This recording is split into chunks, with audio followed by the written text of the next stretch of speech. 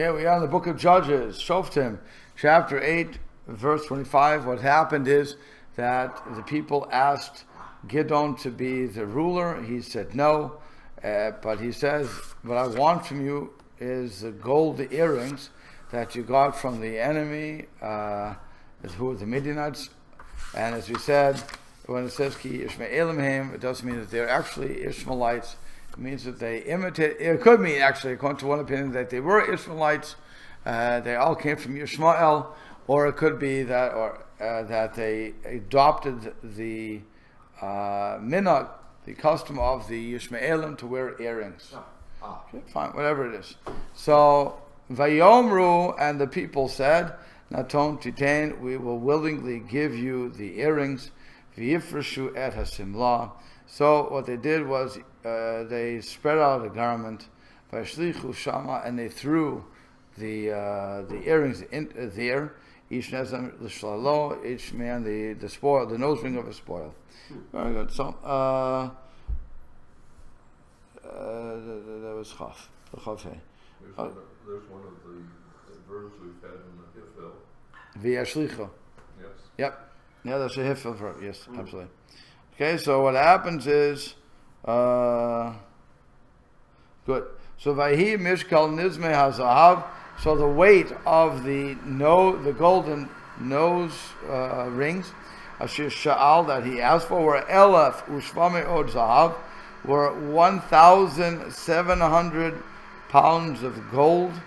The Vad min ha min ha Saha Ronem Natifot. Besides the crescents and the pendants, Vigde Haragaman, and the purple garments, Sha'al Malche Midian, that were on the kings of Midian, Ulevad min ha'anakot, and besides the chains that were on the Asher Besvari Gamaleim, that were on the necks of their camels. So we have a whole bunch of stuff that they're getting here. The camels wear chains ordinarily? They put it, well, it's like a bridle. Normally, I would say no. I would say this was for the kings. So the king's horses, the king's camels, right? Yeah. I would say that was not normal, and that's why that's why they're pointing it out. But he only wanted certain things. He didn't want everything.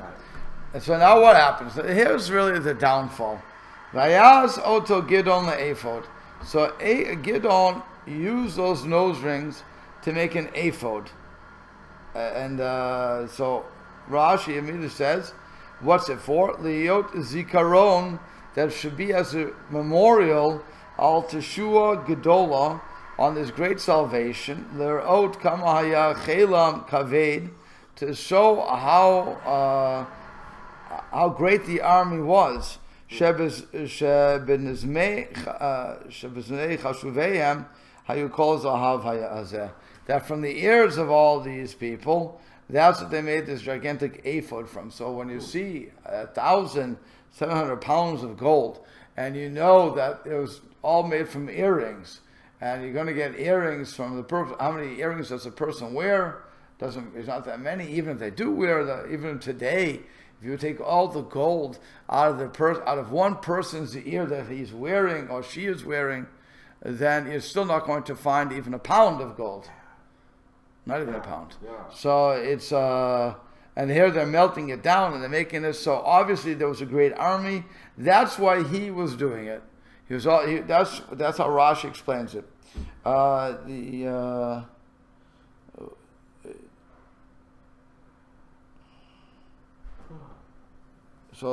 the Malbim must have done. I saw it before.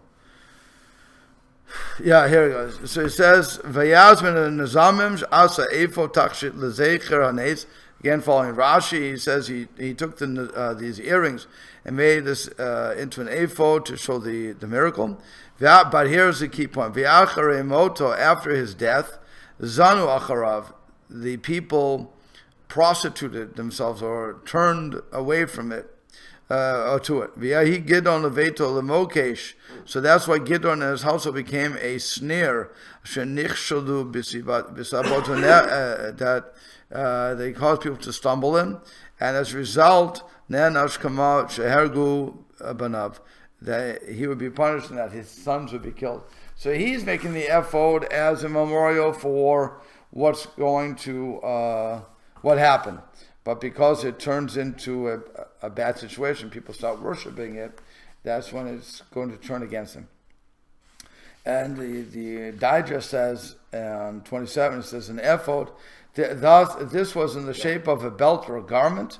They worshipped the ephod because they were accustomed to and believed in the original holy ephod worn by the high priest. That's according to the Nachmanides. A similar ephod was worn by those who considered themselves full-time servants of Hashem. And this was similar to the Urim V'Tumim, which was endowed with prophetic powers like an oracle. Me'am Loez explains that Gidon made an ephod to show Israel that the Almighty had overlooked their idolatrous practices and had saved them, as the ephod had atoned for idolatry. That was number one. Okay. Others explain that since the sanctuary and the high priest were in Shiloh, in the territory of Ephraim, Gidon made an ephod in Ophrah of Manasseh. And then, okay, so that's really what happens. So now let's finish the verse. Vayatse Goto, we're still in 27. Vayatse Goto be'iro ba'afra. So he stationed it, or he set it in his city in Afra. Vayiznu kol Yisrael acharav sham, and all of Israel went astray after it. Vayhila Gidon leveto lemokesh, and it was for Gidon and his family a snare. It's not good. So he points out it became a snare to Gidon. Oh, by the way, they only went astray after Gidon's death. While Gidon was alive, like any good thing, while the person's alive, they're going to remind you what that symbolism was for. Once they die, now it goes to interpretation. For instance, or if the builders and whatever, when I drive through Chicago, and you go on, I don't know the names of the streets, you would know. You're passing the park and you're seeing all the structures. Downtown? It could be downtown. I don't know. It's a main highway. The Lakeshore Driving Highway? No, not Lakeshore. It's I don't know, McDonald or something. Whatever. No. It's you go down one street, going down and to get to Skokie or to get to the. Tui? It wasn't Tui. It doesn't matter. There's a whole bunch of sculptures there. Oh, McCormick. Yeah. There you go, McCormick. Yeah, a whole bunch of things. Yeah. So some of them you can figure out. Yeah. Some of them you have no idea what it is, and you're making up your things. Now, obviously, if there was a plaque there, you know what? Even better, go to IUSB. There's in the middle of the campus. There is a structure, and I looked at many times. I can imagine what it would be, but I can make up my own story. But there's no structure. There was no plaque saying what this is. Yeah, in front of the library. I think on the way to the library. I think the other way at the fitness center. There's also something there. Library, also something. My point is that nobody tells you what it is. So sometimes they don't have any idea. It could be. Even the artist. Right. So it could be. But that's when we have to start making it up. So some people could say, this was, it looks like an ephod, which means that the creator of it was telling us this is atones for sins, let's bow to it. Whatever the case is going to be. So people make up their stories as they go along, and they then worship. They begin to worship it or look to it as a good luck charm, whatever. And that's happened, by the way, with the staff that Moshe made, where they put the serpent on it. Yeah. That became the sign for the medical society. Oh, that's where it comes from. Really? Yeah. And so, because it heals. It healed the people from their snake bite. And so, but people use that to say, if I just look at that, I'll be healed. It's not how it works. You don't use that and say, in the name of the snake. You're seeing that as a medium to get to God, to do tshuva, understanding that if I do tshuva, Hashem will take away the makkah, take away the pain, take away the plague. But they didn't see that. And so people wanted to turn something else. Well, when Gidon made it, I guess he didn't put the plaque down. And he didn't say, this is what you have to do. And he didn't give direction to his kids to say, this is what's going on. Again, one more time, we see a judge not getting the job done. Not getting the job done at all. He came from idol worship, and he ended up back in the center. He didn't do it, but the people ended up, again, being misled. So that's the point of this. It became a snare to Gidon in his house. His sons were killed because of this, like I said before.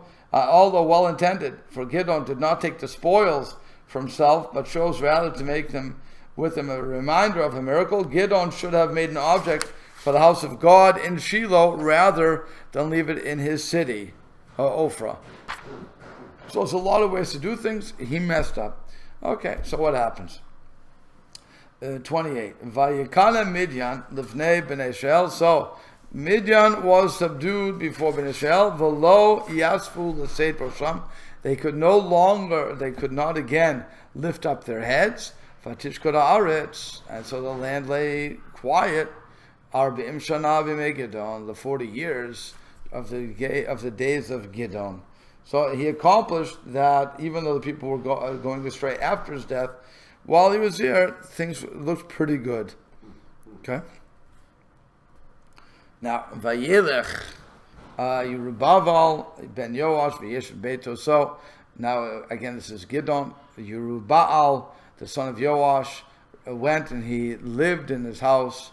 The Gidon, and why we're going back and forth is because, remember, the name Yerubaal was the name that he was called because he defeated Baal. The Gidon, remember, his name was changed by the people because he defeated Baal. So, or the priests of Baal. I mean, Baal was nothing to be defeated. He was a idol. So, the Gidon Hayashivim Banim. Gidon had 70 children. Yotze Yerechel that went out from his loins. Kinashim Rabot Hayu Lo, for he had many wives. So he has 70 children. This is going to be very important. Okay. By the way, the Radak says, why did he live in his house? Shalayu lo milchamot. Where's it going? There were no wars. That's why he stayed in his house. No what? Wars. Oh. In other words, Gidon would only have had to leave his house if there were wars. At this time, this is so important about these judges, as we're going to see in comparison to Shmuel. Shmuel would be the next book, but all the judges, when they were only called into service when they were necessary. Once they were not necessary, they didn't do anything for the most part. They stayed home. It wasn't necessary to go out. So if people wanted to come to them, they would come to them. But for the most part, they didn't travel around the country, and they didn't maintain a tshuva movement going. So, in English, the word judge may be a misnomer or not exactly. So you had Yoshua was the leader when they went into Eretz Yisrael. Right. And so after he died, then you had the next group of leaders that people came to look to for guidance and so forth. And like I said, he refused to be. He didn't want to be a king, etc., etc. Not only did he refuse to be a king, but he's not unlike others who did not go around and try to influence other people. In other words, he could have gone on a speaking tour. Yeah. Yeah. If you think about it, okay, he could have gone on a speaking tour. He was a big leader at that point. He was well known. His success was he defeated the Midianites. He could have done a lot of things. As a matter of fact, I remember when I was in Boston. So every once in a while, you would have this some speakers that would come to different synagogues. They were on the speaking circuit. Yeah. And oftentimes you had a non-Jew, a convert speaking. But these converts were not just regular converts. In other words, it's not just somebody who converted, they were a Christian or whatever, and they found the light and they came to Judaism and they converted. No, it wasn't that simple, because those stories are a dime a dozen. These were always the people who were priests. and were something else. They were in the top echelons of the Christian world. Wow. And they would come and they would tell their story. Of course, people would want to hear that because that's interesting. Why would you turn? It was not like you were uneducated. You bought into it. You went through the schooling. So what happened to you suddenly that you would go the other way? So people would want to hear that. Okay, and so that would be what his niche was. Here he was an idolater. Okay, he was an idolater. His family was idolaters. And then what happens is he sees the light, and Hashem blesses him, and he does tshuva, and Hashem does all these miracles for him. He goes with 300 men, and he goes and gets everybody. What a beautiful story! It's inspiring. And what does he do? He goes home. Goes home. What are you doing going home? Tell the story over and over and over and over again. I'll give you another one that happened to. For those who remember Stephen Hill from Mission Impossible, then he went on to be on the cop show, whatever the cop show is. Which actor was he in Mission Impossible? Stephen Hill. I don't know which one. You're before my time. It really is. It really is. Wait a minute. No, it was before my time. I was a little kid. I wouldn't remember him to save my life. But it's. But he was on another show, the one with the cop show where they have the lawyers and the cops. It was, and then they made a whole bunch of breakoffs in these things, and whatever it was, he was Law and Order. Oh, so he was Adam something or other. He was a DA. Yeah. He was a DA on that, and he was also in Yentl. The point is, when he was in Mission Impossible, in that time period, so he was not religious. He wasn't religious, and he was in a play where they got stuck on one line. You're a Jew, you're a Jew, you're a Jew. And they had to keep going again. That's how the story goes. You're a Jew. So he said, well, something's going on here. And so now his son picks up and he went back home and he's talking to his father and the whole thing. But suddenly he starts to look into Judaism. What do I throw away here? And he becomes a religious Jew. He wasn't Jewish before. No, he was always Jewish. Jewish. He grew up, they didn't go to I don't know if they went to a synagogue. Not religious. And so what happens, he's starting on his road to religiosity. By the way, he runs into the Square Rebbe. Square Rebbe, and he becomes through him. Whoa. So he still is alive, Baruch Hashem, and he's a Square Chassid to this very day. Wow. Fine. And his kids are from... But the point is that he went on the speaking tour, and he was telling you, again, here's your Hollywood actor going out and telling everybody. You can imagine how people flocked to hear that. Yeah. So, again, and they were inspired by his story. Mm-hmm. So that's, again, he could have done the same thing. That's the point. It's more of a denigration to him.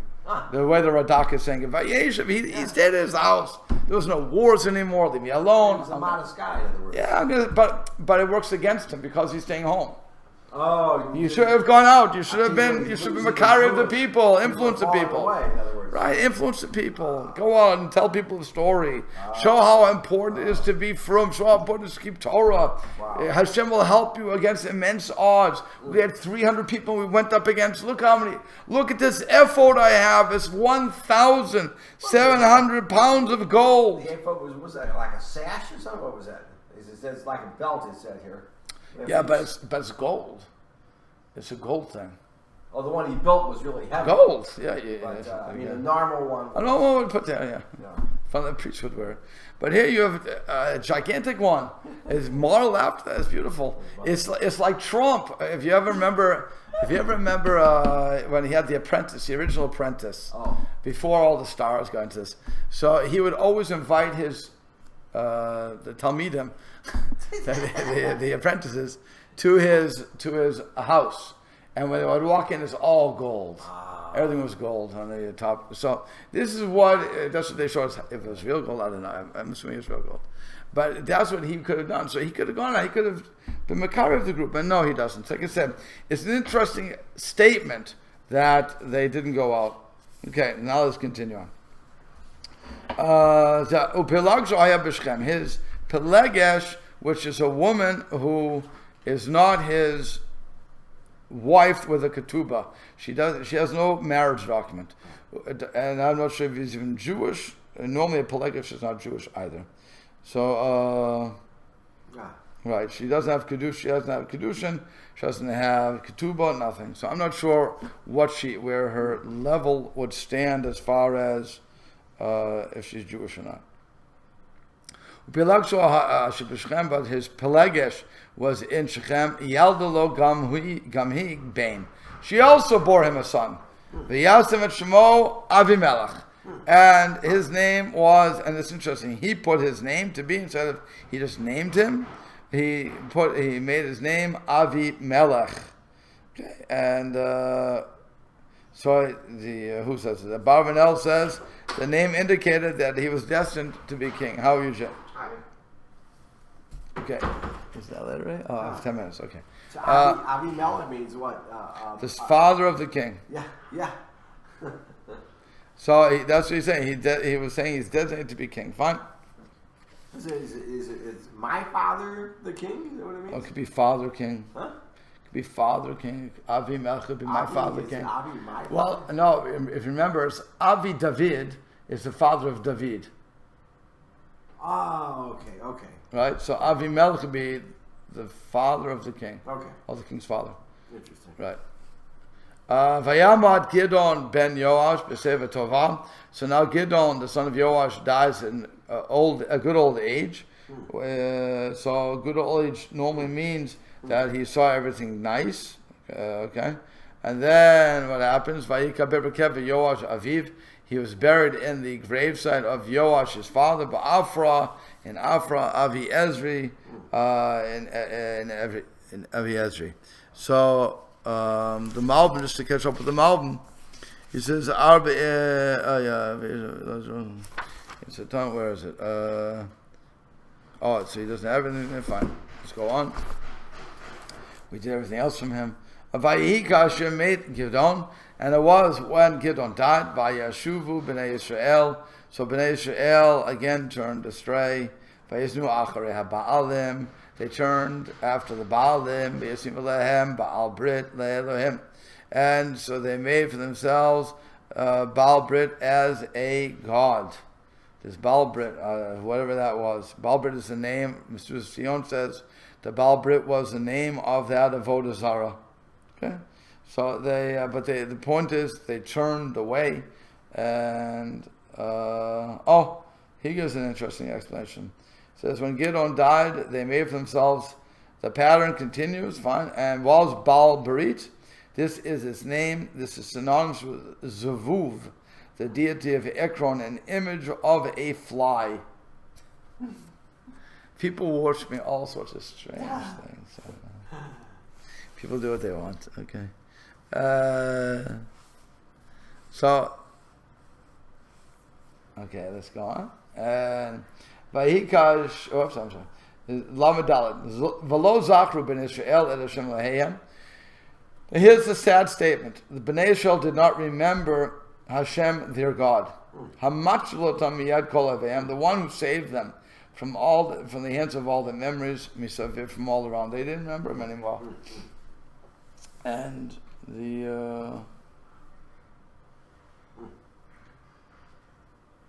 Malbim says, Ratshel Lamar Kia B'Tshua Zu, with this salvation, Haya Inyan Nasiye Lakai, they were the miracles of God.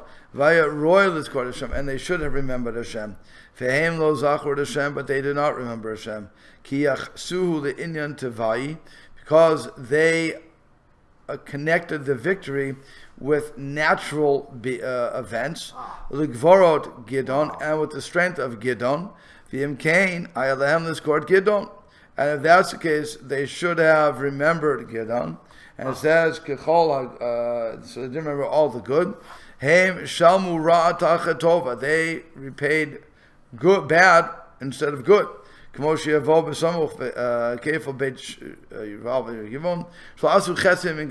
go to get kindness with Gidon.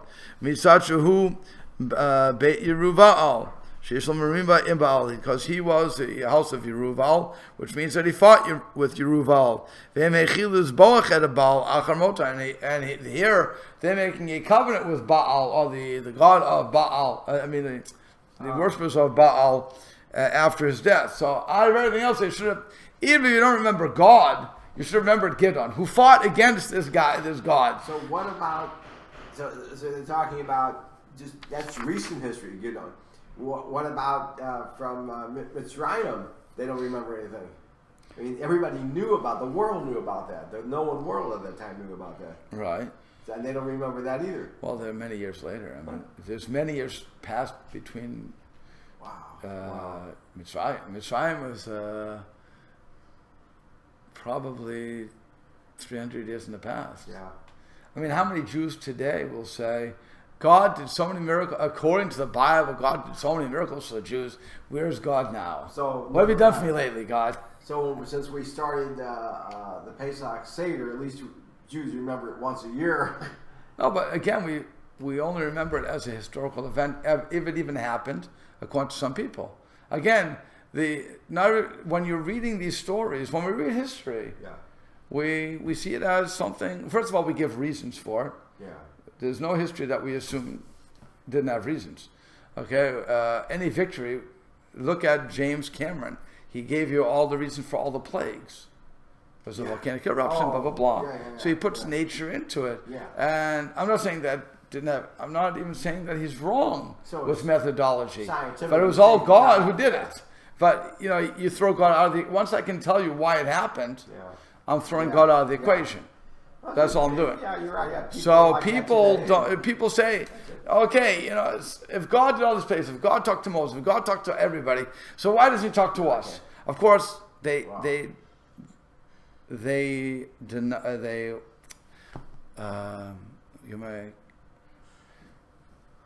realize that they're not listening.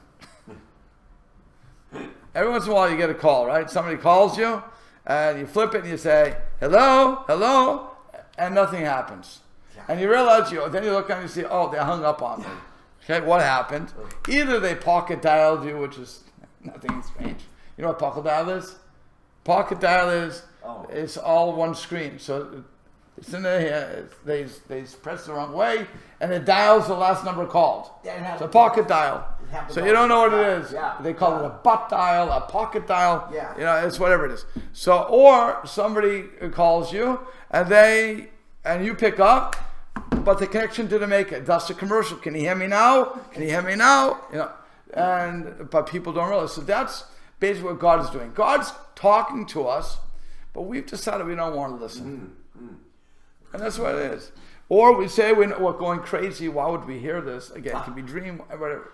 However, God's choosing to speak to us. But God does speak to us. But we don't even want to see the daily miracles that surround us. So, leave me alone. God said, after a while, God says, okay, you defeated me. Who am I speaking to in the end? I'm going to try. I'm going to keep trying. But if you don't listen, you'll listen. And again, how many times, to bring it really close to home, how many times have you talked to your children or your wife or the spouse, and the other one just doesn't hear you? Oh, see? There you go. There you go. That's God saying, good gazak. Okay. He said nice. But really that's what it is. We're not listening. So God, and we're not paying attention. And we're not looking at our past. And we're not guessing anything. I always go back to the same thing, realizing that we're less than 1/4% of world population, and we're still here to talk about it. We're still studying the books. Give me a break. That's amazing. That's an amazing miracle. It's not that we never were the biggest group. It's not that we even shrunk. We were never the biggest group. And yet we're still surviving. Not only surviving, we're at the top of the world. We're still on the top of politics. They say if we had grown, multiplied the same way the rest of the world on average, we should be what, 100 million people right now, something like that? More. But that's the point. So with all that, and by the way, the biggest thing is there's still Orthodox around. There shouldn't be Orthodox. We should have disappeared a long, long time ago. The Talmud it should be a book that's in the what's it called? The Congress. The Smithsonian. And they'll be looking at it. That's where it should be. 20 volumes. Who cares? 30 volumes. It shouldn't be here. It just doesn't exist. And yet we're studying it. You have more people learning Torah today than ever before in Jewish history. There's no question about that. And no matter who you are, you have more mikvaot, you have more yeshivot, you have more synagogues.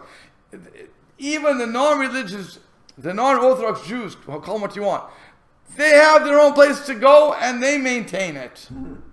Okay, so that wasn't before. They went to Baal. Here the same within Judaism. They're holding the Torah. They're saying, Zorat Torah Sh'Sam Moshe. There's a Torah that God gave to Moshe. Okay, they're ignoring their philosophy when they say that, but who cares? But they're saying it, and they're keeping some semblance of Shabbat. They keep some semblance. Even the Reform, who say that kosher isn't important. In their shuls, they won't bring pork in. Yeah. They say let's bring in what's it called? Dairy or vegetarian dairy. Let's not bring meat in. It's an amazing thing. If you don't hold by kashrut, what do you bring in whatever you want? Yeah. No, we don't do that. Have corned beef sandwiches. Okay, they're not kosher, but have corned beef. It's traditional. Again, where is that coming from? That's the miracle of Judaism.